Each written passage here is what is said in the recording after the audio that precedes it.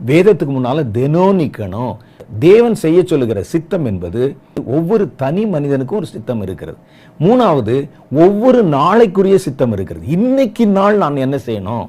நிறைய பேர் இதை கேட்கறதே இல்லை. கர்த்தர் தான் சொல்லிட்டாரே, இந்த ஊழியத்துக்கு போ, இதை செய்யன்னு சொல்லிட்டாரே அப்படிங்கிறதோட நம்ம நின்று விடக்கூடாது. ஒவ்வொரு நாளும் ஒவ்வொரு சித்தம் இருக்கிறது. ஆனா பாருங்க, கர்த்தர் அப்போஸ்தலரிடத்துல பேசி, நாளைக்கு நீ எருசலேமில் போய் சாட்சி கொடுக்கணும், நாளைக்கு நீ மக்கெதோனியாவில் போய் சாட்சி கொடுக்கணும் என்று அனுதினமும் தன்னுடைய சித்தத்தை வெளிப்படுத்தினார். அது அனுதின சித்தம்.